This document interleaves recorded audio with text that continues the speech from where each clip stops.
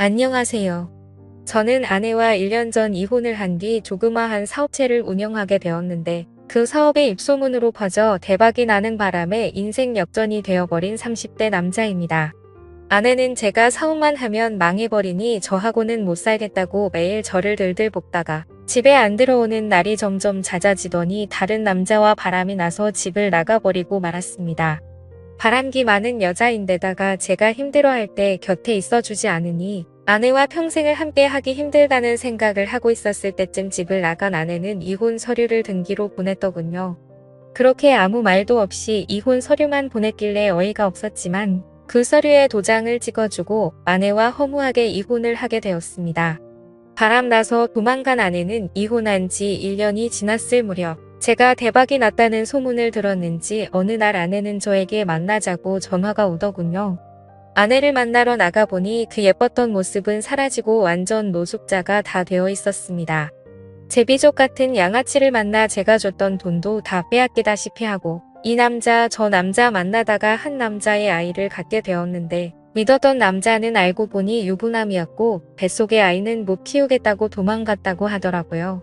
그동안 저한테 바람 피웠던 것을 용서해달라며 다시 받아달라고 사정을 했지만 아무리 생각해도 받아줄 수 없기에 아내에게 미안하지만 그건 절대 안 될 것 같고 뱃속에 아이가 없다면 이 자리에서 일어나고 싶지만 아이가 있으니 조그마한 아파트와 아이 낳고 일하기 전까지만 쓸 수 있을 정도의 돈만 주겠다고 말을 해주었습니다.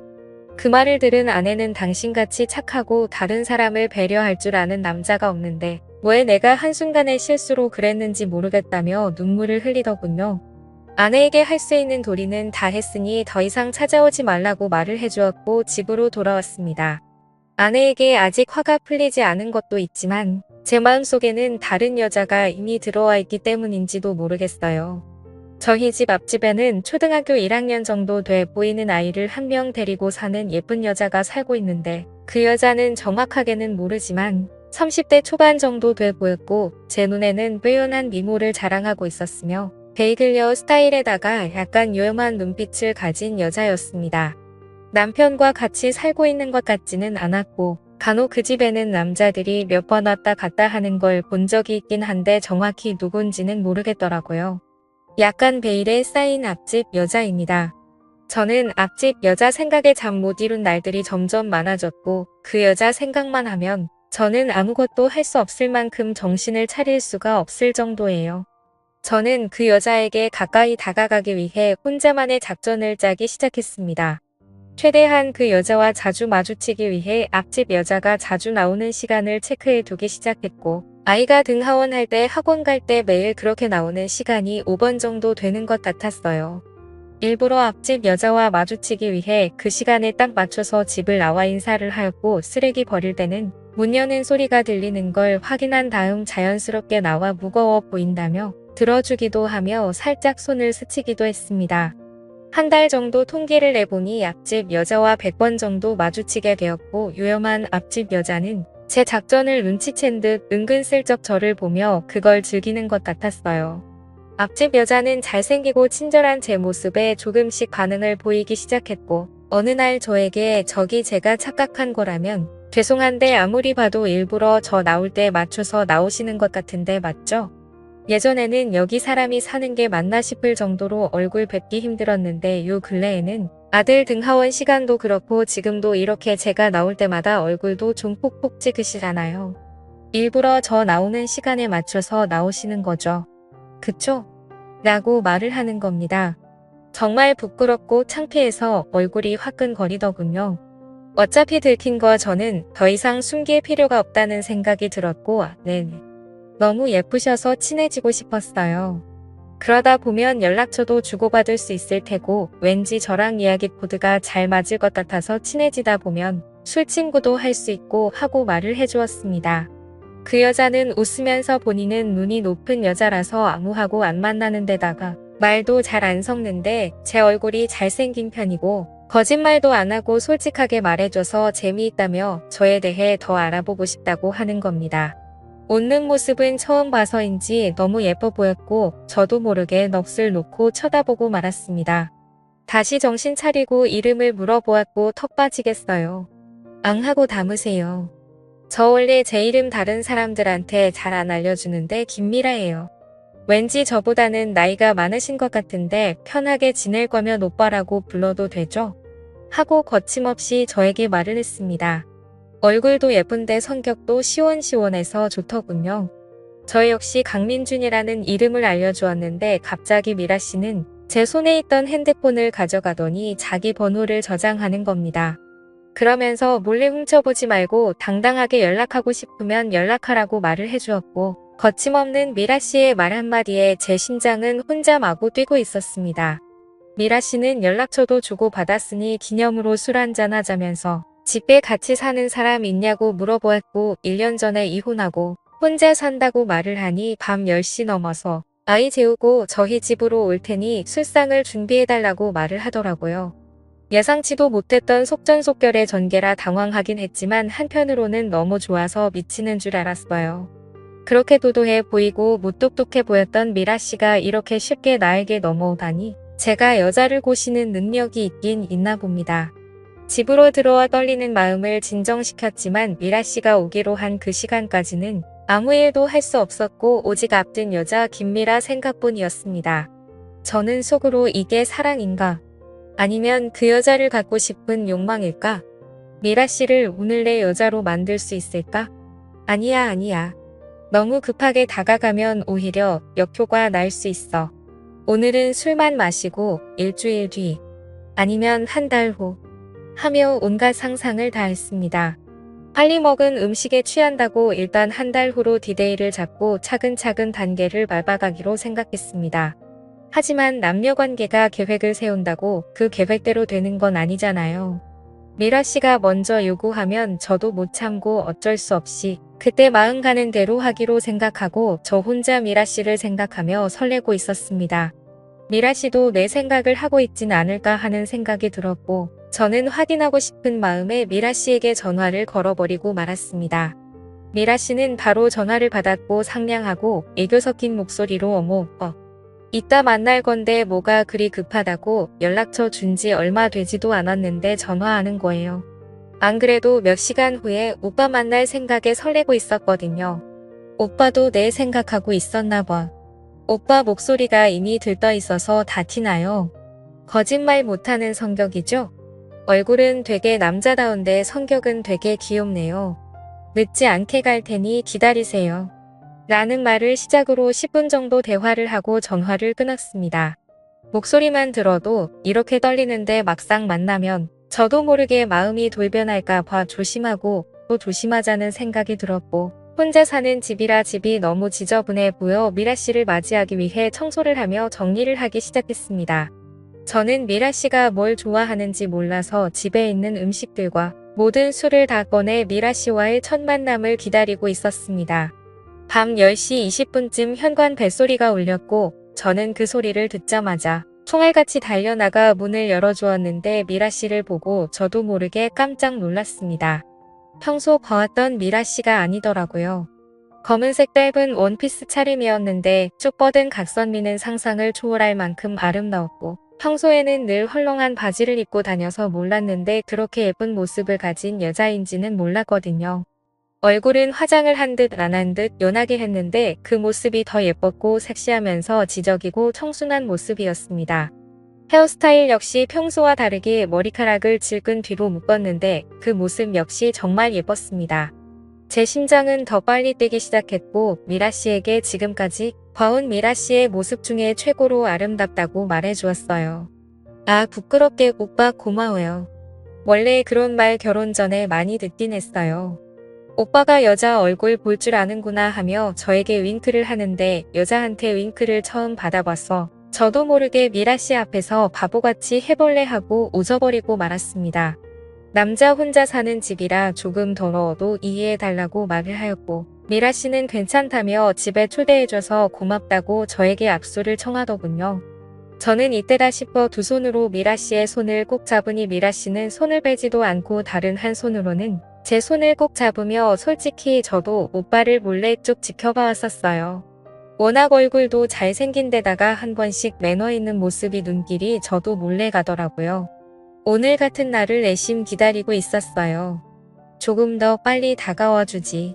제가 원래 좀 직설적이라 놀라지 마요. 오빠는 왠지 남성미도 넘칠 것 같아요. 저도 모르게 상상하게 된다니까요. 라고 하는 겁니다. 인사만 하다가 오늘 처음 연락처를 주고받고 조금씩 가까워지기 시작했는데 부끄러워하기는커녕 남자 집에 들어와서 대놓고 이런 이야기를 하다니. 미라 씨는 정말 대담한 여자였습니다. 이렇게 대놓고 말하는 여자는 처음이네요. 뭐 솔직히 저는 제 능력이 좋다고 자부하긴 하지만 그건 상대마다 다르니까 미라 씨께서 직접 경험해봐야 알 수 있지 않을까요? 하고 맞받아 주었습니다.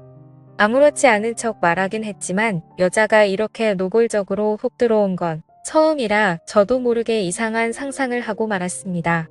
다시 정신을 차리고 식탁에 앉아 술을 주거니 받거니 하며 서로 아는 건 이름뿐이니 각자 인생 이야기를 해보자고 말을 하였고 미라 씨는 저에게 본인의 인생 이야기를 하기 시작했습니다.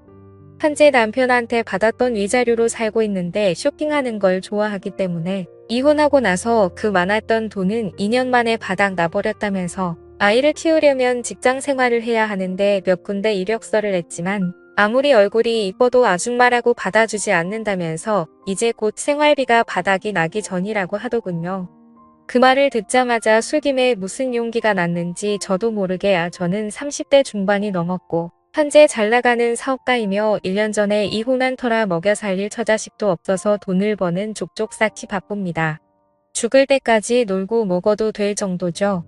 결혼을 하게 되면 자식들 노후 걱정까지 안 해도 되는 데다가 내가 좀 먹여 살릴 정도의 재산이 충분히 있는 남자입니다. 하고 말을 하였고 미라 씨는 와 이런 말 하면 죄송하지만 정말 재수없네요. 그만한 돈 쓸데없으면 저한테 좀 쓰시면 안 돼요? 하고 말을 하며 가진 거라고는 아파트뿐이라서 돈을 쓰기 위해 집을 팔고 더 작은 아파트로 이사를 가려고 급매물로 내놨다고 하더군요. 그렇게 쓸쓸하게 말하는 미라 씨는 정말 안쓰러워 보였어요. 매일 아침마다 미라 씨를 보았지만 실제로는 이렇게 대화를 나눈 지 얼마 되지도 않았잖아요. 그런데 이상하게도 미라 씨와 저는 10년 이상을 만난 것 같은 연인 같았고 미라 씨는 화장실 간다고 일어날 때마다 위험하고 도발적인 모습에 제 이성은 끊어지기 일보 직전이었습니다. 저는 여자를 많이 만나보았지만 이런 적은 한 번도 없었던 터라 묘한 기분에 도저히 참을 수가 없어 손을 뻗어 미라 씨의 손을 잡아버리고 말았습니다. 미라 씨는 제 손을 뿌리치지 않았고 자연스럽게 서로의 마음을 확인하고 말았습니다. 하지만 왠지 첫 만남에서 이러면 안 되는 거라고 생각이 들었는지 미라 씨와 저는 더 이상의 선을 넘지 않고 술을 이어 마시기 시작했습니다. 미라 씨는 술이 정말 센 건지 분명 제법 마셨는데도 끄떡 안 하더군요. 아까 했던 이야기를 다시 이어하기 시작했고 미라 씨에게 그 아파트를 나에게 팔라고 했더니 어차피 팔려고 내놨으니 그렇게 하겠다고 했습니다. 그 아파트 나한테 팔고 어디로 갈 거야? 받은 곳 있어? 하고 자연스럽게 말을 놓으며 질문을 했더니 갈 곳이 없으니 원룸 하나 얻어 아이 키우며 아파트 판 돈은 생활비와 교육비에 쓸 예정이라고 하더라고요. 전 남편하고 이혼하면 잘 살 것 같았는데 직업이 없는 전업주부이다 보니 이런 일이 생긴다면서 돈 많은 영감을 만나 살아야 하는 건가 하는 생각을 하루에도 몇 번씩 한다는 겁니다. 그 말을 하면서 너무나 슬픈 표정을 짓는 미라 씨가 너무 안쓰러워 보였고 미라 씨에게 그 아파트 팔고 우리 집에 와서 같이 살면 안 되겠냐는 제안을 하고 말았습니다. 그 전까지 어떤 말을 해도 다 받아주고 제가 생각지도 못한 말도 서스럼 없이 하길래 제 제안은 당연히 받아줄 거라고 생각했는데 그건 저만의 착각이었습니다. 미라 씨는 화를 내며 평소 얼굴은 마주치는 사이였고 연락한 지는 몇 시간 되지 않았지만 아무리 그래도 본 거는 아니지 않냐며 집에 간다고 말을 하는 겁니다. 그러면서 현관문으로 뛰어나가는데 그대로 보내면 평생 후회할 것 같아 미라 씨를 붙잡았더니 미라 씨는 저를 부딪히다가 밑에 있는 신발에 걸려 그 자리에 넘어져 버리고 말았고 중심을 잡지 못해 저도 모르게 같이 넘어지고 말았습니다. 그 상태로 결국 누가 먼저랄 것도 없이 저희는 그 시점을 계기로 연인이 되어버렸죠. 그렇게 저와 미라 씨는 그 이후로 보통의 사람들처럼 사랑을 키워가기 시작하였고 저는 미라 씨에게 그 집을 미라 씨 명의로 계속 갖고 있으라고 말해주었습니다. 미라 씨가 쓰는 생활비는 따로 원하는 대로 주기로 하였으며 아이도 잘 키울 수 있게 책임질 테니 걱정하지 말라고 했어요.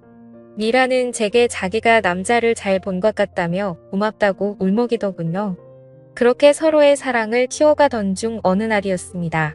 미라에게 전화를 했더니 오늘은 자신의 아이가 앞동네 사는 이모 집에 간다고 말을 해주었고, 오늘 밤엔 거기서 자고 올 예정이라 집에 아무도 없다면서 자기 집으로 건너오라고 말을 하더군요. 사랑하는 사람이 바로 앞집에 살고 있으니 눈치 볼 것도 없이 왔다 갔다 하기가 너무 좋았어요. 미라 집으로 갔더니 벌써 점심 식사 준비를 다 해놨는지 제가 좋아하는 김치찌개가 보글보글 끓고 있더군요. 김치찌개 좋아하는 거 어떻게 알았냐고 하니 저번에 집에 갔을 때 냉장고 속을 잠깐 봤더니 인스턴트 식품 중에 반 이상이 김치찌개인 걸 보고 알았다고 말을 해주었습니다. 그러면서 숟가락으로 찌개를 떠서 제 입속으로 넣어주는데 그 김치찌개 맛이 너무 맛있는 겁니다. 와, 이거 진짜 맛있다. 이거 평소 나한테 끓여줄 수 있어? 하고 말을 하니 이거 되게 비싼데 한번 생각해 볼게요 하며 장난스럽게 일부러 튕기더라고요. 그 모습은 제가 원했던 결혼 생활이었던 터라 저도 모르게 입가에 미소가 번졌습니다. 그렇게 미라와 행복한 시간을 보내고서는 저는 문득 궁금해서 물어보았죠. 근데 한 번씩 이 집에 남자들이 왔다 갔다 하던데 그 사람들 누구야? 라고 물어보니 전 남편과 시동생이라고 말을 해주었고, 보는 눈이 많으니 오지 말라고 해도 아이를 핑계로 자주 온다고 말을 하더라고요. 그러면서 시동생은 여자를 좋아하고 여자를 밝히는 사람이라 전 형수인 미라에게 자신과 만날 것을 요구하며 생활비를 넉넉히 준다고 했다는 겁니다. 하지만 미라는 시동생이 마음에 안 들어 계속 거절하고 있다면서 정말 안 왔으면 좋겠다고 말을 했습니다. 여자 혼자 사니까 이혼녀라고 시동생까지 찾아와 무시한다며 울먹이며 말을 했고, 며칠 전에는 시동생이 또 찾아와 미라에게 들이댔는데 아들이 학원에서 돌아오는 바람에 가버렸다면서 생활비가 없다는 이유보다는 시동생 때문이라도 더 이사가고 싶은 마음이 크다고 말을 하더라고요. 미라의 말에 왠지 시동생한테 무슨 약점을 잡힌 것 같다는 느낌이 들었고, 이상하게 그 시동생하고 무슨 일이 있었을 거라는 생각이 들기 시작했습니다. 행여나 또 찾아오면 바로 저희 집으로 오라고 말을 해주었고, 그렇게 미라와 매일 하루에도 몇 번씩 서로의 집을 오가며 서로가 사랑을 키워가게 되었습니다. 어느 날 미라와 만난 지 3개월이 지났을 무렵 누군가 다급하게 현관벨을 누르고 문을 두드리는 소리가 들렸고 인터폰을 확인해 보니 미라인 겁니다. 재빨리 문을 열어주니 미라 집에 어떤 남자가 반바지 차림으로 서 있더니 방으로 뛰어들어가는 겁니다. 저는 문을 닫고 제 품에 안겨 울고 있는 미라를 달래주었고, 그렇게 10분 정도 지났을 무렵 미라는 울음을 그치고 갑자기 술장에 있던 양주를 꺼내더니 병채로 마시기 시작하는 겁니다. 이제 숨길 것도 없고 오빠한테 사실대로 전부 다 말할게. 내가 전에 했던 시동생 관련된 말들은 전부 거짓말이야. 사실은 결혼 중에 시동생이랑 술을 마시다가 술에 너무 취해버려서 원치 않게 실수를 해버렸다고 하더군요. 그리고 시동생은 그걸 약점으로 잡고 지금까지 이혼한 몇 년 동안 계속 나한테 만남을 요구하면서 괴롭히고 있다고 했습니다. 전 남편이랑 사이가 정말 좋았는데 시동생이랑 바람을 피우다 들켜버려서 결국 이혼하게 된 거라고 말이죠. 계속 친정에 알리겠다고 일주일에 서너 번은 찾아와서 요구하는데 전 남편한테 아무리 말해도 시동생은 뭐라고 구슬렸는지 듣지도 않는답니다. 그러고는 저는 자신의 말을 믿어줄 것 같아서 솔직하게 말하는 거라면서 미안하다고 하더군요. 미라의 말을 들은 저는 화가 치밀어 올랐습니다. 그리고 미라에게 너무 미안해하지 말고 진정하고 있으면 지금 당장 미라 집으로 가서 그놈과 대면해서 해결해 주겠다고 말을 하고 집을 나섰습니다. 그렇게 미라 집을 들어가서 시동생을 불렀더니 뭐가 그리 당당한지 어깨 쫙 펴고 얼굴을 내밀더군요. 그런데 그 시동생은 어디서 많이 본 듯한 얼굴이었고 기억이 날 듯 말 듯하며 머리를 쥐어짜며 생각하고 있었는데요. 민준이 형님 아니세요? 저요 저 철민이 하고 저에게 인사를 건네는 겁니다. 알고 보니 중학교 후배였고 국문회에서 몇 번 봤던 여성인 겁니다. 저는 철민이에게 미라랑 2달 후에 결혼할 계획이니 이제 그만 네 형수 괴롭히지 말고 좋게 말할 때 주변에 얼쩡거리지도 말라고 말을 했습니다. 그러자 철민이는 형수도 좋아해서 그런 건 줄 알았다며 정말 죄송하다고 저에게 연신 사과를 하며 형수에게 사과하고 싶다고 말을 하더군요. 철민이는 미라를 보자마자 무릎을 꿇고 수없이 용서를 빌었고 뺨을 때리고 발길질을 하며 열심히 때릴 줄 알았던 미라는 동서와 아이랑 행복하게 잘 살라며 다시는 그런 나쁜 짓 하지 말라고 말을 하곤 철민이를 돌려보내더군요. 근데 뭔가 이렇게 말도 안 되게 후배를 갑작스럽게 만난 것도 이상하고 미라가 이렇게 아무렇지 않게 넘어가는 모습이 뭔가 석연치가 않았습니다. 이게 바로 며칠 전 일인데 뭔가 찜찜한 마음이 영 가시질 않네요. 그 후배 녀석도 제가 사업에 성공했다란 건 잘 아는 상태였었거든요. 그래서 돈 때문에 혹시 의도적으로 접근한 건 아닌가 하는 생각이 듭니다. 제가 어떻게 하면 좋을까요? 미라를 믿고 지금처럼 결혼을 밀어붙여도 될지 고민이 되네요. 현명한 조언 댓글 부탁드립니다. 감사합니다.